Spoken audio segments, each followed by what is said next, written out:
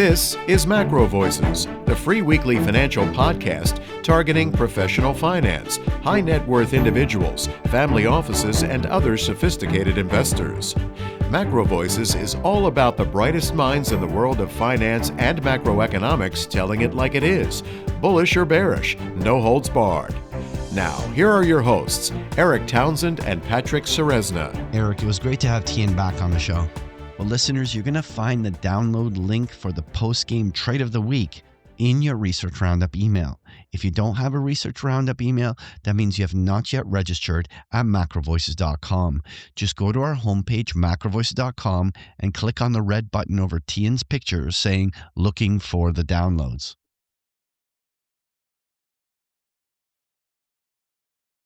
Eric, let's go a little deeper into the dollar story because this ties directly into what Tien discussed in the interview.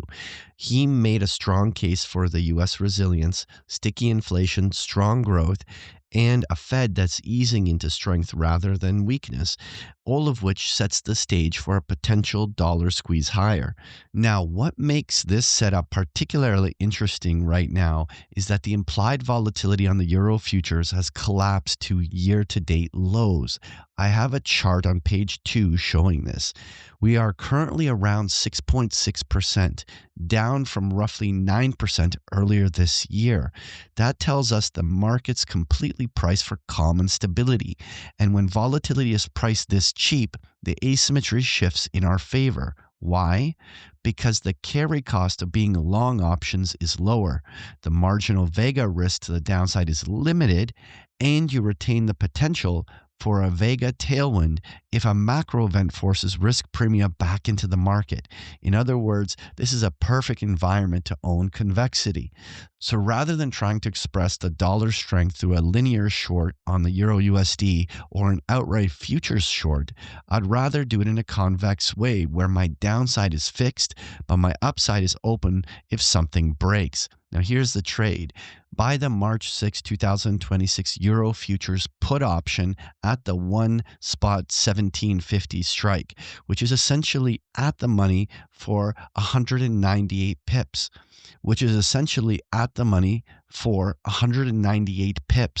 with the March 2026 Euro futures trading at 1.1745 at the time of this quote. In practical terms, that's 198 pips or $2,475 per contract, and it gives you the right to be short the euro at the 1.1750 over the next 5 months.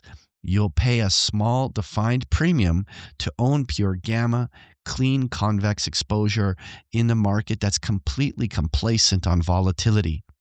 Those of you that want to visually see a breakdown of this trade, it is on page 3 of this week's Trade of the Week download. The beauty of this structure is that you don't need a crystal ball or a specific catalyst. Any macro event, a policy surprise, inflation shock, or geopolitical flare-up that pushes the dollar higher can create an outsides move relative to the premium at risk. For perspective, even a 50% retracement of this year's euro advance would take the pair back to around 112, where the option would be sitting on over 500 pips of intrinsic value.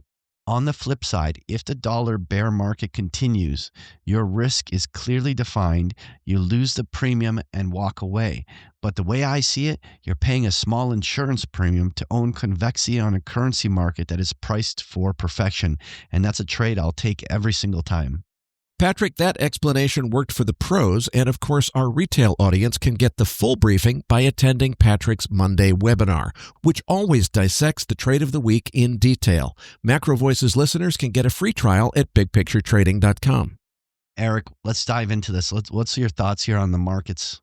Well, Patrick, remember what I've said before, which is the Trump tariff turbulence that we went through several weeks ago was not going to be the last round. Needless to say, the next round is already upon us, and I don't think this next round will be the last round either. What happens next in the immediate term is going to depend on the headlines. Be ready to be whipsawed in either direction by Trump policy announcements. It's very clear that President Trump is not concerned about the short-term impacts on financial markets as a result of his his strong policy choices. Moving back or stepping out to the bigger macro picture, I think where we are is in the misleading early phase of a secular inflation. Secular inflations always start out looking beautiful. It seems like everything's running hot, the economy is strong, everything's growing, it all looks great. It's actually just the beginning of the inflation, and the negative feedback loops haven't kicked in yet. So I think that's the big picture of what's happening for the economy. As far as what the market does next, it'll be headline driven. Let's see what Trump and Besant dish out next.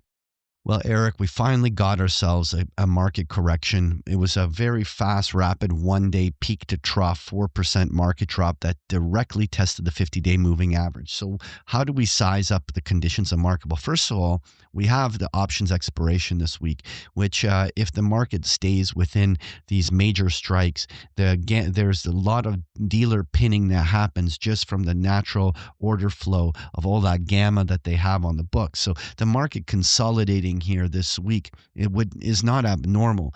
But the big question here is that with this new rise of volatility, we're talking about a VIX that is now at 20 plus on the upside.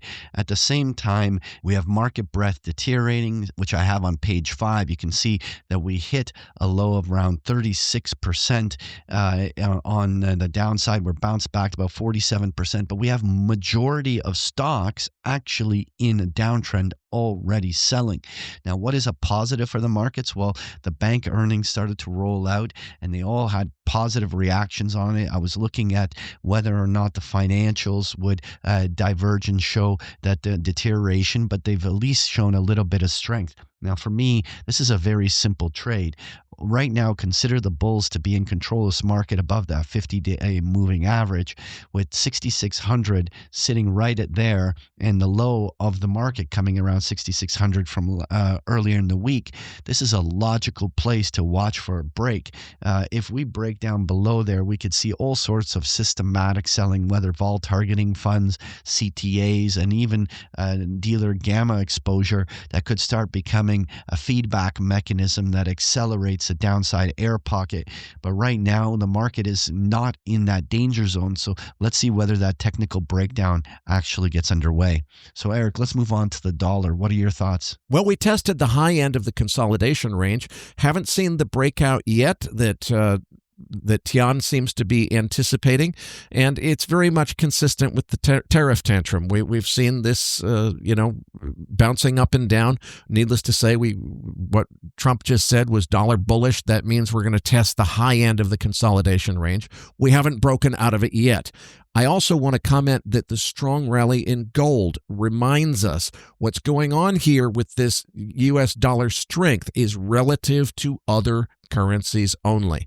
The big picture is fiat currency overall is debasing badly against hard assets. That's what's being reflected by the fact that gold is strong here, even in the face of short-term dollar strength.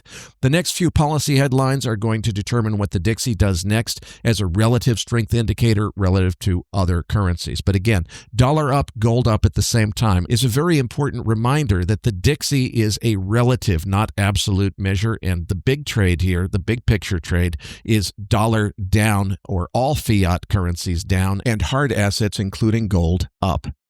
Well, for me, the dollar is showing relative strength in the last few weeks. And this is an important thing to watch, whether it is bought on dip and whether we can stay above the 50-day moving average here. The entire U.S. dollar bear market that happened this year has pretty much sustained below the 50-day moving average for pretty much almost 9 months. And so now with us pivoting here, will this be showing the price action that, in fact, the dollar has room to actually counter trend, like we were talking about even through the interview? Now, for me, it's a lot about the different pairings. The euro broke down below the 50-day moving average. The pound sterling's been weak. That U.S. dollar yen ripped to the upside after the elections. The U.S. dollar CAD has broken out and remains at multi-month highs. So there's a backdrop that you can really see where U.S. dollar strength can come from. So will we see some sort of a breakout here that really gets this underway, where we could see a dollar move up to 101 to even 103 on the upside? Certainly a really interesting moment in the dollar here.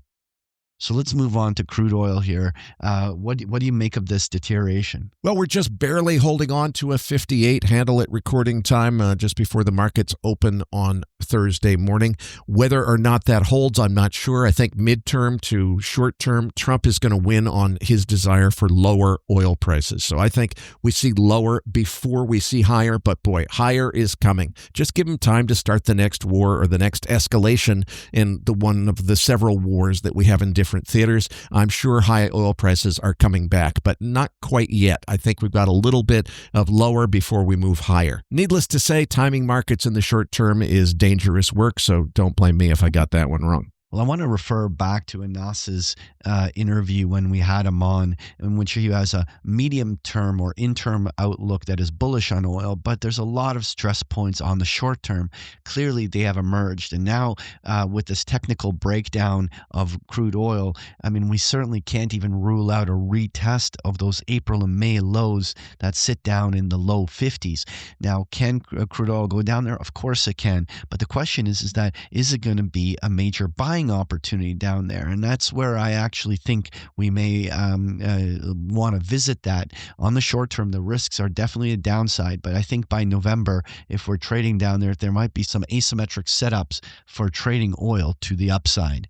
All right, Eric, what are your thoughts on this parabolic move on gold? Well, this seemingly unstoppable rally, even in the face of a modest counter-trend rally in the Dixie, is nothing to celebrate, as I've said before. Yeah, it's good for gold investors in the short term, but really, gold is not a get-rich asset. It's a stay-rich asset. All it's doing is holding its purchasing power as fiat currency generally is collapsing in value, and that's the big picture of what's happening.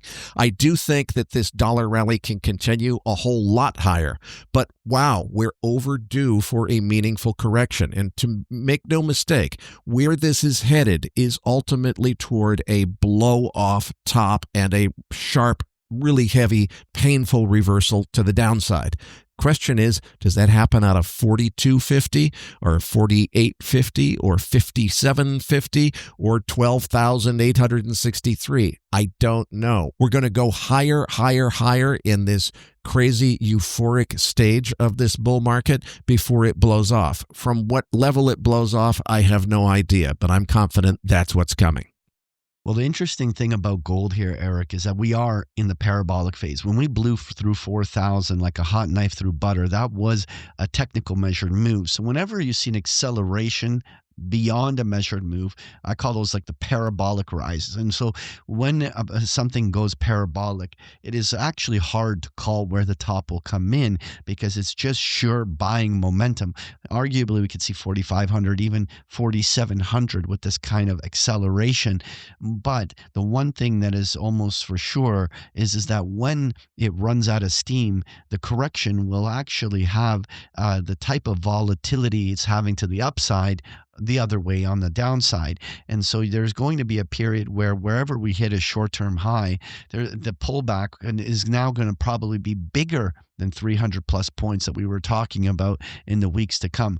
But right now, you can't stand in this thing's way. This is pure momentum. We're going to find out where the short-term blow-off top will come in, but it certainly can still be at much higher prices. All right, Eric, let's talk uranium. Well, the action is still in the miners, not so much on the spot price of uranium, and that makes sense. What we're seeing here is the speculators who know what's coming are looking for the leverage trades. That's why they're buying the miners first. But we need to see that spot price of uranium move for the sake of confirmation. If we don't, it's going to lead to some people saying, oh, wait a minute, it didn't happen like they expected, and that's going to be your trigger as soon as there's another catalyst in the market for a deep and painful correction. Frankly, I wouldn't mind that deep and painful correction. It's still a buying opportunity. I don't think that this uranium bull market is anywhere close to over. But boy, on a short-term basis, we're really overbought here. There's lots of room to see a correction before we move higher. Well, Eric, there's some extraordinary momentum on those uranium stocks as we now see them finish all sorts of measured moves on the upside. To me, the asymmetry lies in trading uranium U308 to the upside. Now, I have that futures chart. You can see how it's gone through that 15-month bear market and has now merged the other side with old dips being bought. I love this setup on the chart. The way I look at it is I'd much rather be long now uranium, the yellow cake itself, and expecting some of these miners to have a breather here at some point after such an extraordinary bull run. Yeah, Eric, let's touch on copper. I think we started from a place of having a really terrific bullish setup for copper from a macro standpoint. That has been interrupted once again by Trump tariff. Anything is possible in the short run. Who knows what headline is going to shock copper in one direction or the other next. If it's a shock lower, I say that's a buying opportunity because eventually this Trump tariff policy stuff will blow over and we're still going to have a strong bull fundamental argument for copper. But that fundamental bull argument won't become dominant until the policy stuff that Trump and Bessent are engaged in right now blows over. Let's see how long it takes for that to happen. Well, Eric, copper continues to demonstrate accumulation. Higher highs, higher lows, even the dips we saw here this week, quickly shooting right back up to the highs. Overall, copper has an upward trajectory, but we are reaching overhead resistance. Almost all the highs outside of the tariff pop all came in this kind of 510 to 550 area.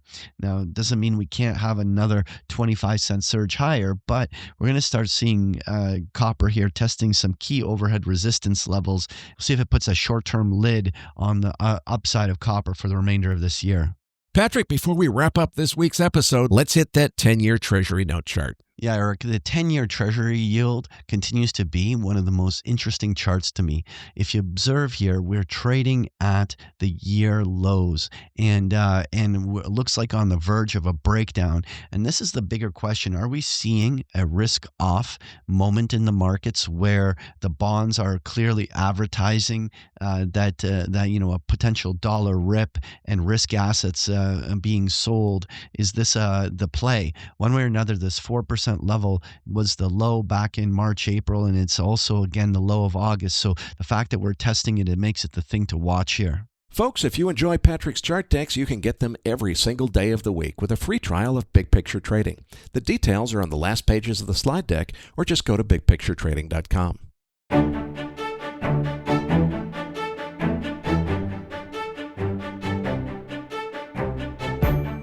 That concludes this edition of MacroVoices. Be sure to tune in each week to hear feature interviews with the brightest minds in finance and macroeconomics. MacroVoices is made possible by sponsorship from BigPictureTrading.com, the Internet's premier source of online education for traders. Please visit BigPictureTrading.com for more information. Please register your free account at MacroVoices.com. Once registered, you'll receive our free weekly Research Roundup email containing links to supporting documents from our featured guests and the very best free financial content our volunteer research team could find on the internet each week. You'll also gain access to our free listener discussion forums and research library. And the more registered users we have, the more we'll be able to recruit high-profile feature interview guests for future programs. So please register your free account today at macrovoices.com if you haven't already. You can subscribe to MacroVoices on iTunes to have MacroVoices automatically delivered to your mobile device each week free of charge. You can email questions for the program to mailbag@macrovoices.com, and we'll answer your questions on the air from time to time in our mailbag segment. MacroVoices is presented for informational and entertainment purposes only. The information presented on MacroVoices should not be construed as investment advice. Always consult a licensed investment professional before making investment decisions. The views and opinions expressed on MacroVoices are those of the participants and do not necessarily reflect those of the show's hosts or sponsors. MacroVoices, its producers, sponsors, and hosts Eric Townsend and Patrick Ceresna shall not be liable for losses resulting from investment decisions based on information or viewpoints presented on MacroVoices. MacroVoices is made possible by sponsorship from BigPictureTrading.com and by funding from Fourth Turning Capital Management, LLC. For more information, visit MacroVoices.com.